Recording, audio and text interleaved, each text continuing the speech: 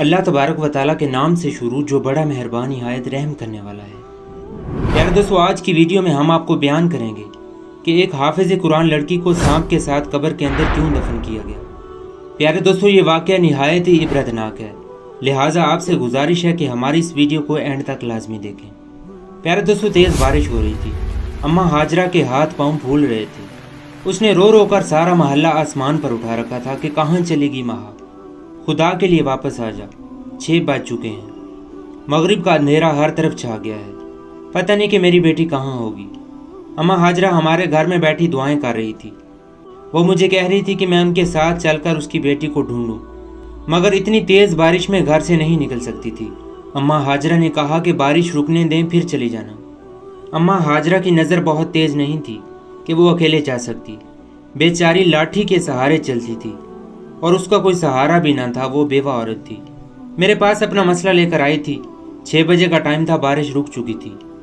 मैंने घर से एक बड़ी टॉर्च ली और अम्मा हाजरा को घर से लेकर निकल पड़ी। इतने में दरवाज़ा खुलने की आवाज़ आई। पड़ोस वाले अख्तर साहिब मस्जिद में जा रहे थे। वो इन दोनों को इस सूरत में घर से निकलते हुए देखकर परेशान हो गया और पूछने लगा कि तुम लोग इस वक्त कहाँ जा रहे हो। अम्मा हाजरा रोते रोते बोली, बेटा क्या बताऊँ, मेरी बेटी एक मदरसे में पढ़ती है, वो वहाँ से वापस अभी तक नहीं आई। मैं उसके लिए बहुत सख्त परेशान हूँ। मैं अकेली उस मदरसे में जा भी नहीं सकती हूँ। चचा सादिक ये सब सुनते ही वो भी हमारे साथ तैयार हो गया। मैंने खुदा का शुक्र अदा किया। अंधेरे में तो मुझे बहुत डर लग रहा था। थोड़ी ही देर सफ़र करने के बाद हम मेन रोड पर पहुँच गए। सड़क के दाएं बाएं तरफ घास उगी हुई थी और मौसम भी खुशगवार था, लेकिन इस मौसम का हमारे ऊपर कोई असर ना था, क्योंकि हमें महा की फ़िक्र खाई जा रही थी कि तभी कानों में हल्की हल्की चीख की आवाज़ पड़ी। लग रहा था कि कोई धीरे धीरे से रो रहा था। अम्मा हाजरा की नज़र तो बहुत कमज़ोर थी, मगर कान उसके बहुत तेज़ थे और कहने लगे कि मुझे अपनी बेटी की रोने की आवाज़ सुनाई दे रही है, यहीं रुक जाओ और रोशनी इधर उधर डालो और मेरी बेटी यहीं कहीं है। अम्मा हाजरा की बात सही थी। हम लोग वहाँ रुक गए और जब हमने एक तरफ रोशनी की तो हमने क्या देखा, मेरे पाँव तले से तो ज़मीन ही निकल गई। क्या देखती हूँ कि सामने महा जख्मी पड़ी है। उसके चेहरे से खून बह रहा था और हालत बहुत नामुनासिब थी। उसे देखकर मेरी भी चीखें निकलने लगी। वो ज़मीन पर यूं पड़ी थी कि जैसे कोई जानवर का बच्चा होता है। ये देखते ही अम्मा हाजरा ने चीखना चिल्लाना शुरू कर दिया कि किसने मेरी बेटी की ये हालत कर दी, मैं अपनी नौजवान बेटी को लेकर कहाँ जाऊँगी। अम्मा हाजरा रोने लगी तो मैंने कहा, अम्मा कुछ भी तो नहीं हुआ, हो सकता है आपकी बेटी किसी कार से टकरा गई हो और गिर गई हो। नहीं, मैं ये नहीं मान सकती। अम्मा हाजरा ज़ोर ज़ोर से रोने लगी। मुझे तो समझ नहीं आ रहा था कि मैं क्या करूं। चचा सादक ने गांव से कुछ लोगों को बुलवा लिया जो चारपाई लेकर आए और यूं अम्मा हाजरा की बेटी को चारपाई पर रखकर घर की तरफ ले गए ताकि उसका कोई इलाज किया जाए, मगर इस बेचारी ने रास्ते में ही दम तोड़ दिया। जब घर जाकर उसकी लाश को हाथ लगाया तो वो बिल्कुल ठंडी हो चुकी थी। अम्मा हाजरा रोने लगी और कहने लगी कि मैं कितनी बदनसीब माँ हूँ, मेरी इस हाफिज कुरान बेटी के साथ इतना बड़ा जुल्म हो गया और मैं कुछ भी नहीं कर सकी। महल्ले के सभी लोग इकट्ठे हो गए तो सबको पता चल गया था कि अम्मा हाजरा की बेटी महा के साथ बहुत बड़ा हादसा हो चुका है, मगर लोग अजीबो गरीब बातें कर रहे थे। कोई क्या कहता था और कोई क्या कहता था कि ज़रूर इसने अपने साथ कोई जुल्म किया है, कि हाफिज कुरान होकर भी इसने भी गलती की है। गर्ज ये कि जितने मुंह उतनी बातें, मगर अभी असल मामला तो पीछे था, वो रास्ता जिस पर से अभी पर्दा उठना बाकी था। अम्मा हाजरा का तो रो रो कर बुरा हाल हो गया था। मुझे कहने लगी कि मेरी बेटी, मेरे दिल में एक बात है और मैं तुमसे ही ये कहूँगी, और ये मेरी बेटी की आखिरी ख्वाहिश भी थी। अब इसकी आखिरी ख्वाहिश तो पूरी कर दो, अगर नहीं तो खुद को मैं गुनाहगार समझूंगी। मैं अपनी बेटी को कफन में नहीं उसके कुर्ते में दफनाऊंगी। अम्मा हाजरा ने एक सफ़ेद फटा सा कुर्ता मेरे सामने कर दिया। ये क्या है अम्मा हाजरा? ये उसका वो कुर्ता है कि जिसमें मेरी बेटी नमाज और तहज्जुद पढ़ा करती थी। वो कहती थी कि यही वो कुर्ता है कि जिसे पहनकर मैं अल्लाह तबारक व तआला से मिलना चाहती हूँ। इसका मतलब ये है कि उसको अपनी मौत से पहले ही इल्म हो चुका था। मेरे लिए अम्मा हाजरा की परेशानी नाकाबिले बर्दाश्त हो रही थी, मगर क्या करती, उनकी बेटी को वो कुर्ता मैंने पहनाना था। मैं और मेरी वालदा ने जब अम्मा हाजरा की बेटी को गुस्ल देने का इरादा किया तो हमने वो भी राजदार चीज़ें देखी कि हम अपने आप को संभाल ना पाए। हमने बड़ी मुश्किल से अम्मा हाजरा की बेटी को गुस्ल दिया। حالانکہ وہ حافظ قرآن بھی تھی، مگر اس کی میت کے ساتھ یہ معاملات ہونا ہماری سمجھ سے باہر تھا۔ میں تو یہ سوچ بھی نہیں سکتی تھی کہ کسی بھی حافظ قرآن لڑکی اور تہجد پسند لڑکی کی میت کے ساتھ ایسا بھی ہوگا۔ میرے ذہن میں خوف نے ڈیرے ڈال دیے تھے۔ کیا مجھے قرآن پاک حفظ کرنے سے باز رہنا چاہیے کہ جو انسان قرآن پاک کا حفظ کرنے کے بعد بھی اپنی غلطیوں سے باز نہ آئے؟ اس کے ساتھ اللہ پاک جو معاملات کرتا ہے وہ میں نے اپنی آنکھوں کے سامنے دیکھ لیا تھا، مگر میں اماں ہاجرہ کا دل نہیں دکھانا چاہتی تھی کہ اس کی بیٹی کے بارے میں ایسی شرمناک حقیقت کا پتہ چلے کہ اس کا اپنا دل بھی پریشان ہو جائے۔ اسی لیے میں چپ رہی تھی، مگر لوگ کہاں چپ رہنے والے تھے۔ محلے کی ایک عورت نے لاش کو دیکھ کر ایک عجیب بات کی۔ اماں ہاجرہ کو روتے ہوئے دیکھ کر اس نے بات کی وہ عزت نفس کو مجروح کرنے والا تھا کہ اماں ہاجرہ، تم نے تو اپنی بیٹی کی پاکیزگی کی صفائیاں پیش کی ہیں، لیکن اگر یہ تمہیں اتنی ہی پاکیزہ لگتی ہے تو تم اس کی لاش کا پوسٹ مارٹم کیوں نہیں کروا لیتی؟ تمہیں صاف سمجھ آ جائے گی کہ تمہاری بیٹی کے ساتھ کیا معاملہ ہوا ہے۔ اماں ہاجرہ نے اس کے منہ سے ہی بات کھینچ لی اور اس کے چہرے پر زوردار تماچا دے مارا۔ خبردار جو میری بیٹی کے بارے میں ایسی بکواس کی۔ میری بیٹی پاک اور صاف تھی، اس کا کردار شیشے کی طرح شفاف تھا۔ تمہیں شرم نہیں آتی ایسی بکواس کرتے ہوئے؟ اماں ہاجرہ کی یہ بات سن کر میں بھی ہکی بکی رہ گئی تھی۔ میں اسے کیا بتاتی کہ میں نے تمہاری بیٹی کی میت میں کیا دیکھا ہے؟ میں اماں ہاجرہ کا غرور اور مان نہیں توڑنا چاہتی تھی، کیونکہ اسے اپنی بیٹی پر بھروسہ تھا۔ میں چاہتی تھی کہ اس کا یہ بھروسہ قائم رہے۔ پوسٹ مارٹم کی بات نے اماں ہاجرہ کو بہت پریشان کر دیا تھا۔ بیٹی کا جنازہ گھر سے اٹھنے کے بعد عجیب سی وحشت اٹھ رہی تھی۔ میں اماں ہاجرہ کے پاس آ کر بیٹھی تو وہ پھر سے رونے لگی۔ دیکھا تم نے اس سکینہ نے کیا بات کی کہ میری بیٹی کا پوسٹ مارٹم ہونا چاہیے؟ ایسا کیا کر دیا تھا میری بیٹی نے؟ لیکن بیٹا آج کل کا زمانہ بھی تو خراب ہے۔ کیا تمہیں لگتا ہے کہ میری بیٹی کے ساتھ ایسا کوئی حادثہ پیش آیا ہوگا؟ نہیں اماں جان، آپ خواہ شک مت کرو۔ اپنی بیٹی کے بارے میں اچھا گمان سوچو اور اس کی مغفرت کی دعا کرو۔ میں جھوٹے دل سے اماں ہاجرہ کو تسلی دے رہی تھی۔ پھر مجھے کیا پتا تھا کہ یہ راز بھی چھپ نہیں سکتا۔ اور جب اماں ہاجرہ کی بیٹی کو قبر کے اندر دفنانے لگے تو جو بھی قبر کھودتے اس کے اندر سے سانپ نکل آتے۔ آخر کار انہوں نے اماں ہاجرہ کی بیٹی کو اسی قبر جس میں سانپ تھا اس میں دفن کر دیا اور وہ سانپ کے ساتھ دفن ہو گئی۔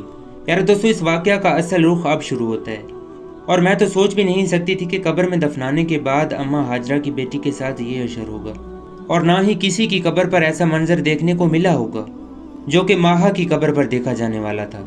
میت کو دفنانے کے بعد اماں ہاجرہ بری طرح سے پریشان تھی اور کہنے لگی کہ میرا شوہر تو پہلے ہی اس دنیا سے جا چکا تھا، جو کہ میرا آخری سہارا تھا وہ بھی مجھے چھوڑ کر چلی گئی ہے۔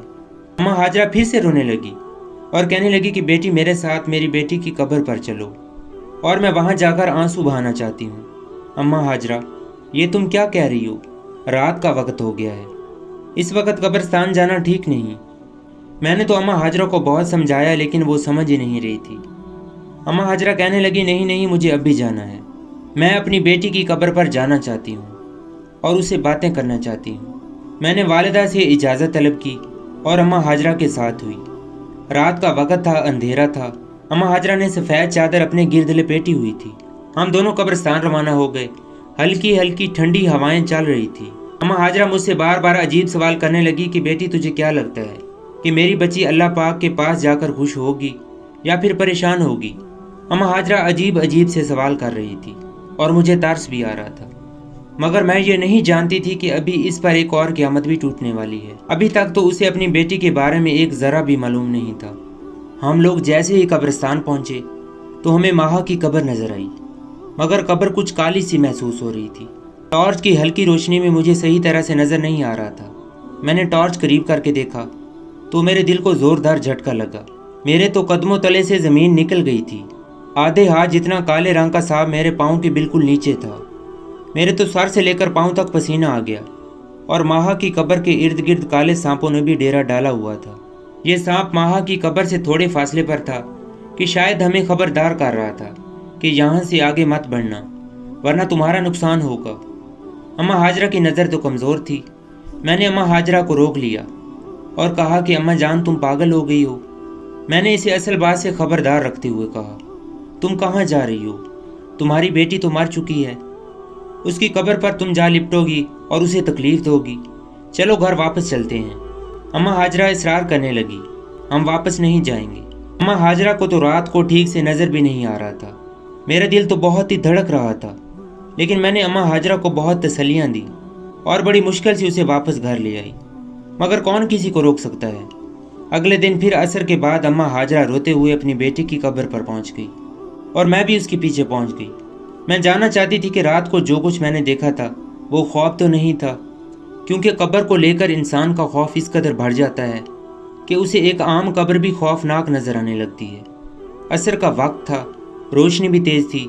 اماں ہاجرہ کو اب کچھ صاف دکھائی دے رہا تھا۔ قبرستان میں داخل ہوتے ہی میری نظر ماہا کی قبر پر پڑی اور اماں ہاجرہ نے بھی اسی وقت قبر کا نظارہ کر لیا اور پھر دھاڑے مار مار کر رونے لگی اور کہنے لگی کہ قبر کے باہر یہ حال ہے، قبر کے اندر کیا ہوگا۔ میں نے بھی دیکھا کہ قبر کے اوپر بہت سارے سانپ تھے۔ میں نے یہ سوچا بھی نہیں تھا کہ اب جو ہونے جا رہا ہے وہ مجھے پھر سے اللہ کے قریب کر دے گا، مگر سوال تو یہ تھا جو ہمیں سوچنے پر مجبور کرتا ہے کہ ایک حافظ قرآن لڑکی سے ایک اتنا بڑا گناہ سرزد ہوا۔ اماں ہاجرہ یہ معاملہ دیکھ کر کہنے لگی، میں مفتی صاحب کے پاس جاؤں گی، ان سے پوچھوں گی کہ یہ معاملہ کیا ہے، میری بیٹی نے ایسا کون سا گناہ کیا تھا کہ جس کی وجہ سے اس پر عذاب آ گیا۔ اماں ہاجرہ وہاں سے فوراً روتی ہوئی گھر جا پہنچی اور جتنا بھی راشن گھر میں پڑا تھا سارے کا سارا غریبوں میں تقسیم کر دیا اور اللہ پاک سے دعا کی کہ میری بیٹی سے عذاب ختم ہو جائے، لیکن ایسا نہ ہوا۔ ماہا کی قبر پر مسلسل وہی سانپ ڈیرا ڈال کر بیٹھے ہوئے تھے۔ سانپ بہت زیادہ تھے اور کوئی اس معاملے میں دخل اندازی بھی نہیں کر سکتا، کیونکہ یہ قدرت کا نظام ہے۔ اماں ہاجرہ کے گھر کے باہر ایک اور منظر دیکھنے کو ملا کہ لوگ اماں ہاجرہ پر ترس کھانے لگے۔ اس نے اپنے گھر کا سارا سامان نکال کر باہر رکھ دیا اور صدائیں لگانے لگی کہ ہے کوئی غریب جو یہ سامان لے جائے، جسے یہ سامان چاہیے ہو، میرے گھر سے آ کر لے جا سکتا ہے، میں یہ سب اپنی بیٹی کے لیے صدقہ کر رہی ہوں، اے میرے رب میری بیٹی کو معاف فرما دے۔ وقت یوں ہی گزرتا چلا گیا۔ اماں ہاجرہ نے پہلے اپنے گھر کا سارا سامان نکال کر سڑک پر نیلام کر دیا اور ہمیشہ روتی رہتی اور کہتی کہ مجھے اس دنیا سے اور کچھ نہیں چاہیے۔ اماں ہاجرہ نے یہ سوچا کہ ایسا کرنے سے میری بیٹی کی قبر سے عذاب ہٹ جائے گا، مگر ایسا نہیں ہوا۔ یہ دیکھ کر اماں سوچنے لگی کہ آخر اس کی بیٹی نے ایسا کون سا گناہ کیا تھا جسے اس کی سزا مل رہی ہے۔ ایک دن اماں ہاجرہ نے اپنے زیور بھی بھیج دیے جو کہ اس کا قیمتی اور آخری اثاثہ تھا۔ تنگ آ کر اماں ہاجرہ نماز کے لیے بیٹھ گئی، نہ کھاتی نہ پیتی، بس ایک جگہ نماز پڑھتی رہتی اور اللہ پاک سے دعائیں کرتی رہتی۔ ایک دن ایک لڑکی میرے پاس آئی اور کہا کہ میں ماہا سے ملنا چاہتی ہوں۔ میں نے اسے ساری بات بتا دی تو اس کے چہرے کا رنگ اڑ گیا اور کہنے لگی کہ مجھے فوراً ماہا کی اماں کی طرف لے چلو۔ میں اس لڑکی کو لے کر فوراً اماں ہاجرہ کے پاس پہنچی۔ اس نے اماں ہاجرہ سے کہا کہ میں تمہیں تمہاری بیٹی کی ساری حقیقت بتاؤں گی، لیکن سب سے پہلے تم مجھے اس کے کمرے میں لے چلو۔ وہ اسے فوراً اپنی بیٹی کے کمرے میں لے گئی۔ اس لڑکی نے ماہا کا کمرہ بالکل الٹ پلٹ کر دیا، مگر کچھ نہ ملا۔ آخر کار اس کا بستر الٹ دیا۔ نیچے رکھے موبائل فون نے تو اماں ہاجرہ کو حیران کر کے رکھ دیا۔ جب لڑکی نے اس کا موبائل کھولا تو اس کے اندر جو مواد تھا وہ دیکھ کر بہت پریشان ہو گئے۔ کوئی سوچ بھی نہیں سکتا تھا کہ اماں ہاجرہ کی بیٹی ایسی ہوگی، چند پیسے کی خاطر اپنے لیے جہنم خرید لی، مگر اللہ پاک تو 70 ماؤں سے زیادہ پیار کرنے والا ہے۔ اس لڑکی نے بتا دیا کہ ماہا صرف خود ہی نہیں بری چیزیں دیکھتی تھی، بلکہ وہ لوگوں کے ساتھ بھی برائی پھیلاتی تھی۔ اس طرح اس لڑکی نے ماہا کا فون کا سارا ریکارڈ، سارا ڈیٹا کو ڈیلیٹ کر دیا۔ ماہا کی قبر سے سانپ ہٹ گئے۔ اماں ہاجرہ کے دل کو اب سکون آ گیا۔ اب آپ سوچیں گے کہ آخر اس میں کیا مسئلہ ہے۔ یقین مانیے اگر اللہ تبارک و تعالیٰ نے ماہا پر فضل و کرم نہ کیا ہوتا تو اس لڑکی کو ماہا کے گھر نہ بھیجتا۔ ماہا کے گناہوں کو معاف کروانے کا یہ ایک بہانہ ہے۔ بس یہی وہ دن تھا کہ جب اس نے اپنا رشتہ قرآن پاک سے ایک بار پھر مضبوط کر لیا، کیونکہ میں سمجھ گئی تھی کہ حافظ قرآن کبھی بھی اللہ پاک کے قہر میں نہیں آ سکتا۔ پیارے دوستو، حافظ قرآن ہو یا پھر عالم دین ہو، اگر وہ اپنی زندگی اللہ تبارک و تعالیٰ کے احکامات کے مطابق گزارے گا تو وہ دنیا آخرت دونوں جہانوں میں کامیاب ہوگا۔ بے شک شیطان ہمارا کھلا دشمن ہے۔ دعا ہے کہ اللہ رب العزت ہمیں دین اسلام پر چلنے کی توفیق عطا فرمائے۔ مزید ویڈیوز دیکھنے کے لیے ہمارے چینل کو سبسکرائب کرنا مت بھولیے گا۔